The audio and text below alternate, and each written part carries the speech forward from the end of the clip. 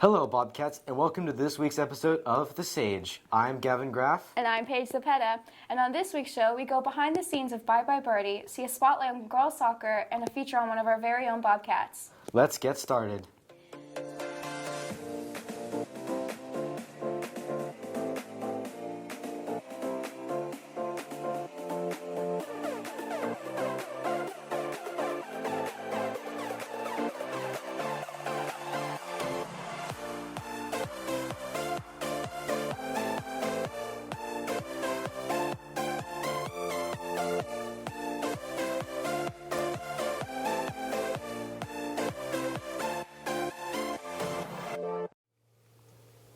To start things off, we bring you behind the scenes of Bye Birdie for an inside look on all the hard work that goes into the production.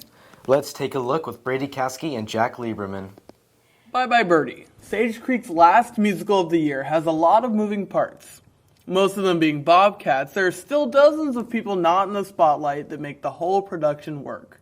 We are Miss Porter's right-hand women. We help clean numbers and scenes. And also during rehearsals, we take notes that are necessary for the actors and the band or the techs in the show. I, as stage manager, write down all the cues for shifts and lights and spots and stuff, and relay them to my assistant stage managers who are down on stage,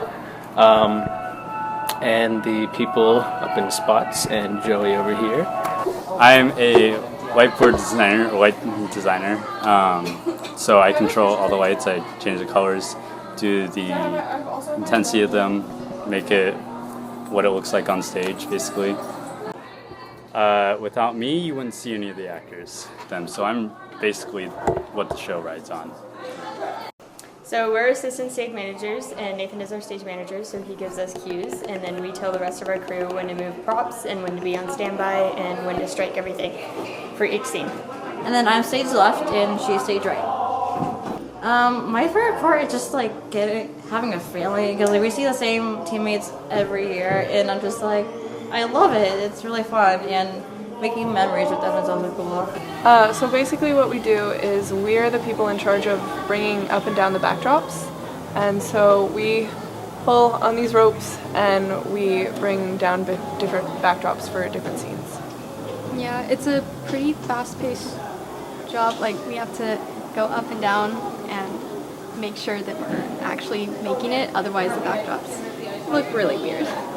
Well, we do spots. We're up in the catwalks, trying to spot the main characters.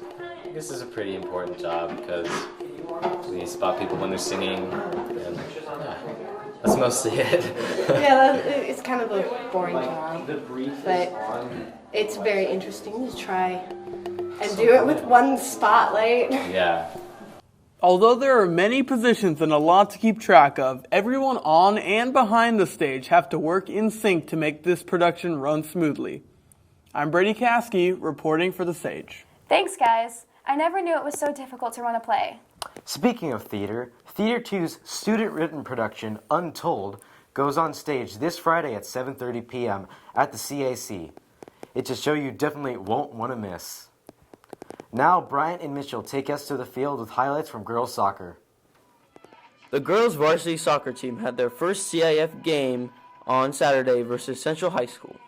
Because they were such a high seed, Sage received a bye the first round and automatically qualified for the quarterfinals. To start off in the 17th minute, Isabel Sloss out-hustled her opponent and kicks it past the goalkeeper for Sage Creek's first CIF goal this year. The Bobcats took advantage over Central High School's slow-moving defense and turned their miscues into scoring opportunities. Moving on to the 24th minute, Izzy Sloss brought the ball up the sideline and crossed it to the middle to find Celia Vigeland for another Sage Creek goal.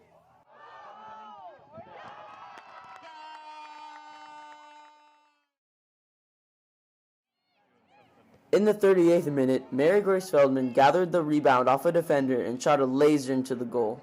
Yeah, this hard shot was perfectly placed in the bottom left corner to give Sage Creek a commanding 3-0 lead.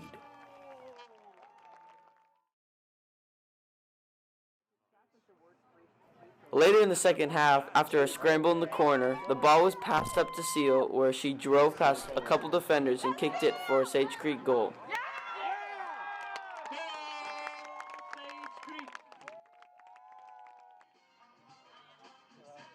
Sage Creek had a dominating game overall, not letting up to Central with a final score of 4-0.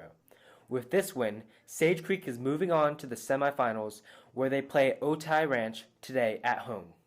This has been Mitchell Benner and Brian Kiddison reporting for the Sage. Now back to the anchors. Time for this week's Sports Spotlight on Jalen Nelson.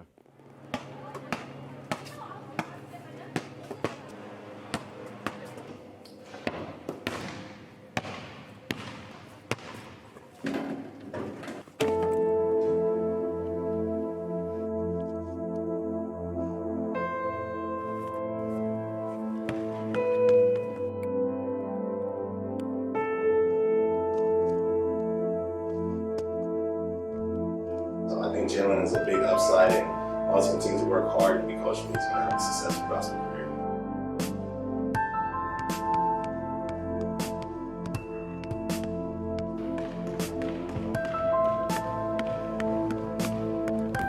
I started playing basketball when I was about 5 years old.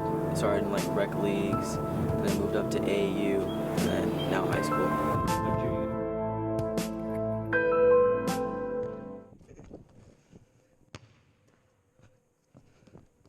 Mentally, he doesn't really back down from challenges, and he's a freshman.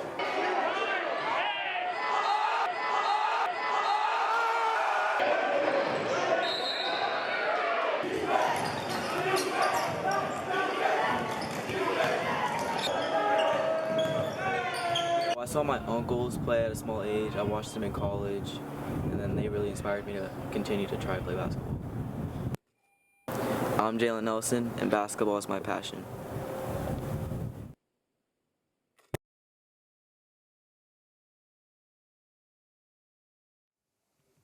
Great job on the season, Jalen.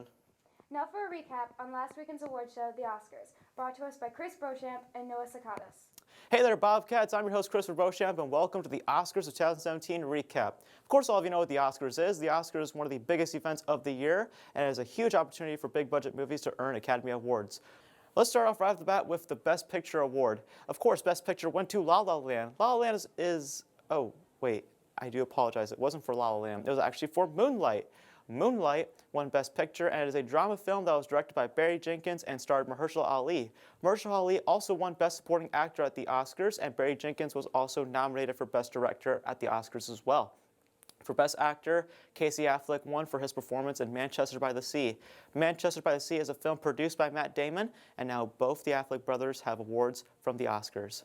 And Best Actress went to Emma Stone for her performance in La La Land. This is the very first time that Emma Stone has ever won an Oscar, and of course La La Land has been nominated for tons of awards and nominations, and now Emma Stone can walk home knowing that she won Best Actress. So congratulations, Emma. For Best Animated Feature, it went to Zootopia. Zootopia earned the Best Animated Feature at the Golden Globes and now won Best Animated Feature at the Oscars of 2017. And lastly, for Best Makeup and Hairstyling, it went to Suicide Squad. Suicide Squad is now the second comic book movie to ever win an Oscar. The very first time it was for Heath Ledger's performance as the Joker in The Dark Knight back in 2008. And that's it for the recap for the Oscars of 2017. Hope you all enjoyed it. See you next time. That's it for this week's episode. And don't forget, Bobcats, finals is next week, so be sure to study and get lots of sleep. And be sure to attend the elective fair tomorrow at lunch. Reporting for The Sage, I'm Paige. and I'm Gavin. See you next time.